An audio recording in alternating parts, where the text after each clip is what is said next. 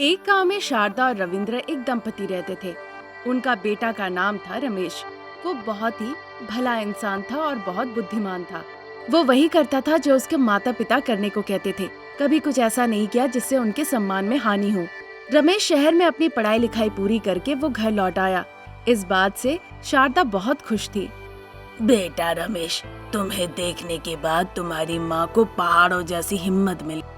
हाँ, मेरा बेटा ही मेरी हिम्मत है। अरे बेटा, शहर में रह के कितना दुबला हो गया, खाना नहीं खाया क्या? 1000 रुपए मैंने खर्च किए हैं और तुम कह रही हो खाना नहीं खाया। उसने पैसों को खाया है। आप चुप ही कीजिए। पिताजी, आपने मेरे ऊपर ये पैसे निवेश के तौर पे खर्च किया है। कल आप पूरा पैसा हड़प लेंगे दहेज के नाम पे। मुझे सब पता है। अब ये सब कह के हरिश्चंद्र बनोगे क्या? आजकल सभी लोग दहेज में लेते हैं पैसे। पहले ही बता दो किसी को पसंद करते हो क्या, तो उसी से शादी तय करूँगा। मुझे पता था पिताजी, जैसे ही मेरी पढ़ाई खत्म हो जाएगी आप मेरे शादी के पीछे पड़ जाएंगे। वो बात नहीं है, पहले बताओ तुम शादी करोगे या नहीं। जिसे हम पसंद करेंगे उससे करोगे या जिसे तुम मिलवाओगे उससे करोगे? इसमें फर्क क्या है? अगर हमारी पसंद से शादी होगी तो हमें मुनाफा होगा और उसकी पसंद से शादी होगी तो हमें घाटा होगा। ये कैसा हिसाब है? माँ, तुम पिताजी की सोच नहीं समझ पाओगी। पिताजी, अगर मैं किसी लड़की को पसंद भी करता हूँ तो आप उस लड़की को मानोगे नहीं और अपनी पसंद की लड़की से ही शादी कराओगे। ये मुझे पता है, क्योंकि मैं आपको पहले से ही जानता हूँ, इसलिए कभी प्यार किया ही नहीं। मैं आपके पसंद से ही शादी करूँगा। अरे वाह, इतने दिनों बाद तुमने एक अच्छी खबर सुनाई है। अरे शारदा, बेटे के लिए दूध ले आओ, उसे ताकत चाहिए। मुर्गों की दौड़ में उसे भी तो शक्तिशाली होना पड़ेगा। चलो मैं जाके बंदोबस्त कराता हूँ। अगले दिन से ही रविंद्र बेटे की रिश्ता ढूंढने में व्यस्त हो जाता है। उसे एक अच्छा रिश्ता मिलता है। खुशी से झूमते हुए वो घर लौट आते हैं। बेटा, लग रहा है तुम्हारे पिताजी पे मात आई है। जल्दी से नीम पत्ता, हल्दी, कुमकुम ले आओ। रुको माँ, पिताजी बस कूद रहे हैं। पिताजी, पिताजी, क्या हो गया बताइए? क्या बात है जो आप इतने खुश हैं? अरे बेटा, एक बहुत अच्छा रिश्ता मिला है। लड़की का नाम अनामिका है, शहर की है। कल ही तुम्हारी सगाई है और उसके बाद दहेज की हमें बात भी तो करनी होगी। अगले दिन ही वो अनामिका को देखने के लिए उसके घर जाते हैं। अनामिका के पिताजी नहीं थे। माँ का नाम सावित्री, जो बहुत धनी महिला थी। रमेश से मिलके अनामिका को अच्छा लगता है। रविंद्र भी उसी वक्त दहेज के बारे में बातचीत कर लेते हैं। इसी के साथ रमेश और अनामिका की शादी का दिन तय हो जाता है। ठीक एक हफ्ते बाद शादी का दिन रखा जाता है। सगाई के अगले दिन ही रमेश और अनामिका एक पार्क में मिलने के लिए जाते हैं। ये अचानक पार्क का प्लान क्यों? क्यों, पसंद नहीं आया? पर जो लोग मुझे पसंद है उसके साथ पार्क में घूमना अच्छा लगता है। अच्छा, तुम सिगरेट पीती हो क्या? नहीं, नहीं पीता, मुझे नहीं पसंद है। अच्छा, तुम्हें खाने में क्या पसंद है? तुम्हारी हॉबीज क्या क्या है? इस तरह रमेश और अनामिका काफी देर तक एक दूसरे के साथ खुल के बातें करते हैं। अगले दिन शाम को वो पानी पूरी खाने के लिए जाते हैं। उसके बाद वो उसे रेस्टोरेंट ले जाता है। इस तरह एक हफ्ता वो बहुत जगह घूमते हैं। शादी के बिल्कुल एक दिन पहले वो कोल्ड ड्रिंक पीने के लिए कोल्ड ड्रिंक की दुकान पे जाते हैं। कल हमारी शादी है, तुम्हें कैसा लग रहा है? मुझे बहुत दुख हो रहा है। आज तक मैं लड़की हूँ, कल शादी हो जाएगी, फिर मैं किसी की पत्नी हो जाऊंगी। मुझे बहुत चिंता हो रही है और बहुत अजीब सा लग रहा है। ठीक है, चलो घर छोड़ देता हूँ, हम लोग चलते हैं अब। फिर रमेश जाके अनामिका को उसके घर पे छोड़ता है। अनामिका घर के अंदर चली जाती है, पर रमेश वहीं पे खड़ा रहता है। थोड़ी देर बाद घर के अंदर से सावित्री निकल आती है। रमेश को देखकर उसे नमस्ते कहती है। क्या बेटा, तुम यहीं खड़े हो? आओ अंदर आओ, अंदर आके बेटी से बात करो। नहीं आंटी, मैं बाद में आऊँगा। घर पे जाके माँ पिताजी से तैयारी की बातचीत करनी है। तुम्हारे माँ पिताजी यहीं पे है, कल के बारे में सब इंतजाम हो रहा है। आओ अंदर आओ। सावित्री के कहने पे रमेश अंदर जाता है। रविंद्र और शारदा घर पे ही थे। रमेश को देखकर रविंद्र मजाक करने लगते हैं। क्या बेटा, बहू से मिलने का सब्र नहीं हो रहा है क्या? ओफो, आप चुप होइए, उसे परेशान मत कीजिए। आओ बेटा। अरे दामाद जी, शर्माइए नहीं। अभी तक आपने मेरी बेटी से बात नहीं की, लेकिन वो भी आपसे बात करना चाहती है। हाँ हाँ, शादी से पहले थोड़ी बातचीत कर लो। बेटा अनामिका, देखो दामाद जी आए हैं, आओ तो। तब तक अनामिका चाय बना के ले आती है। रमेश को वो चाय देती है। उसे बहुत बुखार है ना, इसीलिए घर के बाहर नहीं जा पाई। मुझे ही जाके उसकी शॉपिंग भी करनी पड़ी। ये सुन के रमेश आश्चर्य हो जाता है। जल्दी से अपना कप नीचे रख देता है। कल तक वो घर से बाहर नहीं निकली, अब क्या कह रही है?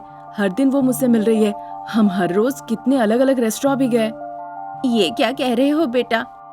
सच कह रहा हूँ आंटी, आप खुद ही अनामिका से पूछ लीजिए ना। नहीं, मैं तो घर से बाहर ही नहीं निकली। आपको कहीं गलतफहमी हो रही होगी। अरे तुम क्या कह रहे हो? आज जब मैं इस घर में आया तब घर के अंदर तो अनामिका थी। आप लोग चुप करेंगे? हर दिन अनामिका मेरे साथ घूम रही है, मुझसे बातें की है। अभी थोड़ी देर पहले मैं अनामिका को घर पे छोड़ने ही आया था। अब तक उसने कुछ नहीं कहा था, इसीलिए सावित्री बहुत आश्चर्य थी। अनामिका भी बहुत शॉक्ड थी। फिर थोड़ी देर बाद सावित्री ने अपनी चुप्पी तोड़ी और सारा सच बताया। मेरी 2 बेटियां हैं, दोनों जुड़वा है। अनामिका के साथ ऐश्वर्या भी है, पर मैंने कभी इस बारे में नहीं बताया। वो थोड़ी शैतान है, इसीलिए उसे ये सबसे दूर रखती हूँ। पर मुझे नहीं पता था वो ऐसा करेगी। मैंने उसे कई दफे समझाया, पर वो मेरी नहीं सुनी। उसने आपकी तस्वीर देख ली और अब वो आपसे शादी करना चाहती है। जो कुछ मैं चाहती हूँ उसे भी वही चाहिए होता है, इसीलिए मैं उससे कभी बात नहीं करती हूँ। इतना बड़ा धोखा! उसे यहाँ आने बोलिए, जल्दी उसे यहाँ आने बोलिए। ऐश्वर्या, कहाँ हो? बाहर आओ। अनामिका ऐश्वर्या अगल बगल खड़ी हो जाती है। उन्हें देख के बाद रविंद्र, शारदा, रमेश किसी को समझ नहीं आता कि असल दुल्हन कौन है। उनके दिमाग में तब बस एक ही बात आती है। देखिए, मेरा बेटा ऐश्वर्या के करीब आ चुका है, लेकिन उसने अनामिका को पसंद करके शादी के लिए हाँ कहा था। ऐसे समय में आप अपनी दोनों बेटी की शादी मेरे बेटे से करा दीजिए। ऐसा करने से दोनों के लिए भला होगा। ऐसा ही ठीक होगा भाई साहब। फिर जाके शादी की तैयारी कीजिए। पिताजी, आप मुझसे नहीं पूछेंगे? तुमसे अब क्या पूछूं? सावित्री बहन जाके तैयारी कीजिए। अगले दिन रमेश शादी के मंडप में बैठ के अनामिका और ऐश्वर्या दोनों से शादी करता है। रमेश दोनों को समझने के लिए दोनों के साथ समय बिताने लगता है। बेटी की वजह से रविंद्र को बहुत पैसे मिलते हैं, इस वजह से रविंद्र भी बहुत खुश होते हैं। और उधर शारदा और सावित्री टीवी देखकर समय बिताती है। एक गांव में शारदा नाम की एक कंजूस सासू माँ रहती थी। शारदा की हरकतों की वजह से उसकी बहू अनामिका को परेशानी बहुत होती थी। शारदा का बेटा रमेश लॉरी चालक था, इसीलिए अधिकांश समय वो घर पर नहीं रहता था। दूर दूर तक उसे जाना पड़ता था। शारदा जानवरों को पालती थी, उससे दूध निकालती थी और उन्हें बेचकर पैसे कमाती थी। शारदा घर का एक काम नहीं करती थी और अपनी बहू अनामिका से सारा काम करने को कहती थी, जिस वजह से अनामिका को बहुत मुश्किलों का सामना करना पड़ता था। एक दिन अनामिका उल्टियाँ करने लगती है। ये देखकर शारदा को बड़ा गुस्सा आता है अपनी बहू पे। ऐसा क्यों उल्टियाँ कर रही थी? और घर को इस तरह कोई गंदा करता है क्या? रात को जो मन वो खा लेती हो तो ऐसा ही होगा। मेरा बेटा कमाता है इतनी मेहनत से और तुम खा के उल्टी करती हो। मैं बहुत कमजोर हूँ सासू माँ, बहुत दिक्कत हो रही है मुझे चक्कर आ रहा है। तुम्हारा हाव भाव देखकर लग तो रहा है कि हॉस्पिटल में बहुत पैसे खर्च हो जाएंगे। वो बेवकूफ डॉक्टर एक इंजेक्शन लगाएगा, दवाई देगा और 500 रुपए ले लेगा। तुम अगर ऐसे पैसे देती रही तो मेरी जिंदगी ही बर्बाद हो जाएगी। सासू माँ, और बर्दाश्त नहीं हो रहा है, मुझे बहुत चक्कर आ रहा है। ऐसा कह के अनामिका चकरा के बेहोश हो जाती है। इस तरह दोपहर हो जाता है। अनामिका धीरे धीरे अब अपनी आंखें खोलती है और देखती है कि वो जानवरों के पास है, वहाँ शारदा भी है। सासू माँ, मैं कहाँ हूँ? तुम पृथ्वी में नहीं हो, तुम चंद्रमा में हो। देखो ये सुंदर बगीचा, तुम्हारे लिए नौकर चाकर खड़े हैं। जाओ महारानी जाओ। ऐसा क्यों कह रही है माँ? और क्या कहूँ, तुम घर पर ही हो, बेहोश हो गई थी। मुझे इतनी हिम्मत नहीं कि मैं तुम्हें उठा के घर के अंदर ले जाऊं। खींच के ले जाती तो मेरी कमर की क्या हालत होती, तुम ही बताओ एक बार। इसीलिए मैं खींच के यहाँ कटाल के पास लेकर आ गई। मुझे क्या हुआ माँ? मैं बहुत थकी हुई हूँ। डॉक्टर आए थे क्या? उन्होंने क्या कहा? क्या डॉक्टर? एक बार डॉक्टर को बुलाओ तो ये टेस्ट करा के वो टेस्ट करा के हमारे पॉकेट से सारे पैसे ले लेते हैं। इसकी क्या जरूरत है? रात में कुछ अनबन खा लिया होगा। जाओ जाके मट्ठा पी लो, सब ठीक हो जाएगा। ठीक है सासू माँ। हाँ बोल के इस तरह से बैल जैसा सर मत हिलाओ। जाओ जल्दी जाके पियो, घर का सारा काम रुका हुआ है। अरे जाओ जल्दी जाओ। अनामिका घर के अंदर जाके थोड़ा मट्ठा पी लेती है। उसका पेट ऐसा लगता है कि नीचे तरफ खींचा जा रहा है।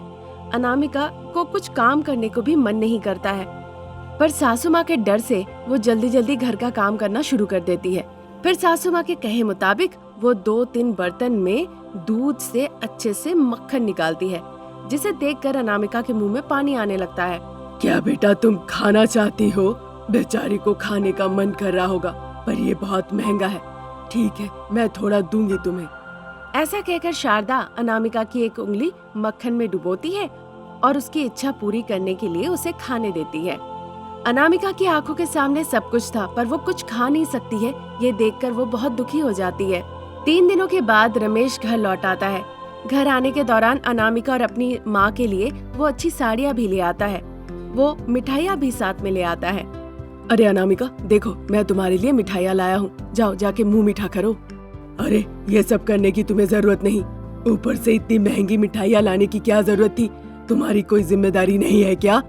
माँ मुझे पता है, मैंने ये मिठाइयाँ अपने पैसों से खरीद के नहीं ले आई। मेरे मालिक ने मुफ्त में दिया है, इसीलिए मैं ले आया हूँ। ऐसी बात थी तो ये मिठाइयाँ देकर तुम पैसे कमा सकते थे। कम से कम इनके बदले तो 50 रुपए मिल ही जाएंगे। माँ बहुत हो गया, अब तुम चुप ही रहो। बेचारी को मिठाई पसंद है। अनामिका जाओ मुंह मीठा करो। ऐसा कह के रमेश जैसे ही मिठाई उसके मुंह में डालने जाता है, अनामिका फिर उल्टियाँ करना शुरू कर देती है। रमेश बहुत चिंतित हो जाता है। क्या हुआ अनामिका, उल्टियाँ क्यों कर रही हो? सब हुआ है इसके खान पान की वजह से। पिछले 1 हफ्ते से उल्टियाँ किए जा रही है। अस्पताल ले जाती तो सारे पैसे खर्च हो जाते। तुम पागल हो माँ? ऐसा कह के रमेश अनामिका को अस्पताल ले जाता है। अस्पताल में डॉक्टर साहब कहते हैं कि ये खुशखबरी है। ये सुनकर खुशी खुशी रमेश घर लौट आता है। अरे क्या हुआ, ऐसे पागलों की तरह क्यों कूद रहे हो? माँ तुम दादी बनने वाली हो, मैं पिता बनने वाला हूँ। अनामिका गर्भवती है माँ, मैं बहुत खुश हूँ माँ। अनामिका कल से तुम्हें बहुत सावधानी से रहना होगा और मैं खाने के लिए सब कुछ ला दूंगा, ठीक है ना? अरे बेटा अभी ये सब की क्या जरूरत? माँ तुम्हें कुछ नहीं पता, तुम रुको। अनामिका एक बात कहना भूल गया, मुझे दिल्ली जाना होगा। 3 हफ्ते का सफर है और साथ ही साथ मैं 1-1.5 महीने तक घर लौट नहीं आऊंगा, पर मैं तुम्हारे लिए घर पे सारा बंदोबस्त करके जाऊंगा। सब सामान ला दूंगा, तुम बस अपना ख्याल रखना, ठीक है ना? ठीक है जी, पर ऐसे वक्त में आप साथ नहीं रहेंगे तो बहुत बुरा लगेगा। अगर साथ रहते तो मुझे बहुत खुशी मिलती। बस 1 महीने की बात है, फिर मैं लौट आऊंगा, ठीक है ना? अनामिका की सारी जरूरत की चीजें रमेश लाके उसे दे देता है।